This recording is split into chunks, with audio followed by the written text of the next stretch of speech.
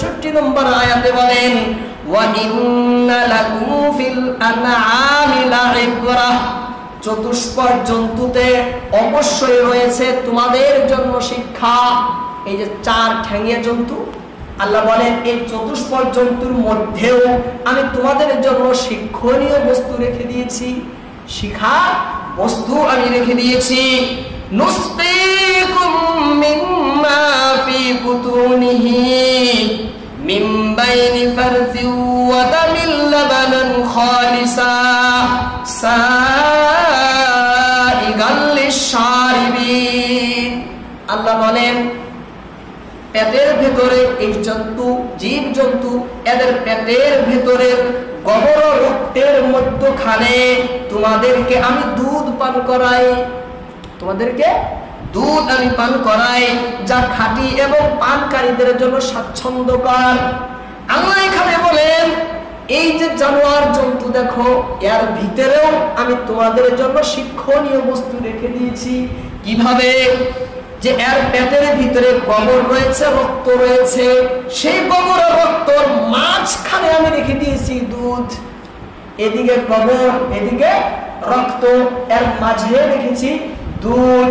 কিন্তু এইভাবে সংরক্ষণ করেছি, গোবরের ছোঁয়াও সেখানে নেই, রক্তের স্পর্শও সেখানে নেই।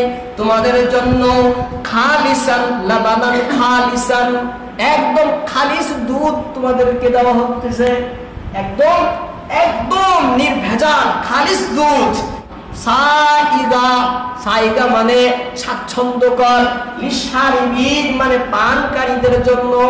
হ্যাঁ, পানকারীদের জন্য সুখের, আরামের এবং স্বাচ্ছন্দ্যের কারণ হিসাবেও বা স্বাচ্ছন্দ্যকর হিসাবে এই দুধ কাজ করে। আব্দুল্লাহ ইবনে আব্বাস রাদিয়াল্লাহু তাআলা আনহুমা তিনি বলেন, তাফসীর ইবনে কাসিরের মধ্যে রয়েছে, তিনি বলেন জন্তুরা যখন ঘাস খায়, জীবজন্তু যখন ঘাস খায়, এই তাদের ভক্ষিত ঘাস গিয়ে পাকস্থলিতে জমা হয়। কোথায়? পাকস্থলিতে গিয়ে জমা হয়। পাকস্থলীর ভিতরে সেখানে সেই ঘাসগুলো গরম করে, সিদ্ধ করে।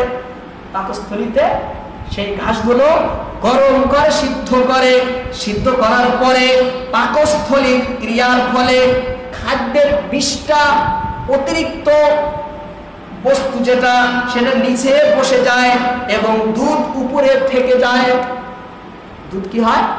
উপরে থাকে, আর বিষটা, গোবর, লাভ, পিত, এগুলো বিষটা, হ্যাঁ, সব নিচে চলে আসে। দুধের উপরে থাকে রক্ত, দুধের উপরে থাকে রক্ত।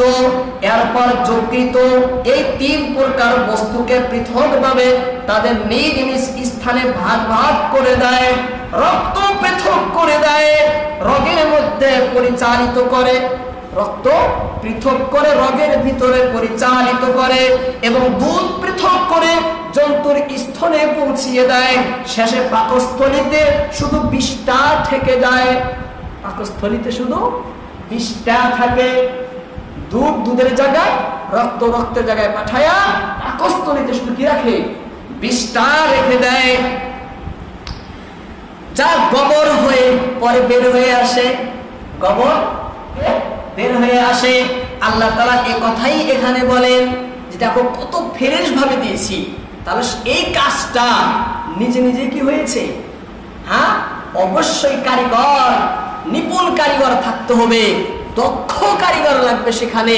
সাধারণ জগতের কোনো বৈজ্ঞানিক, জাগতিক কোনো কারিগরি কাজ করতে পারে না।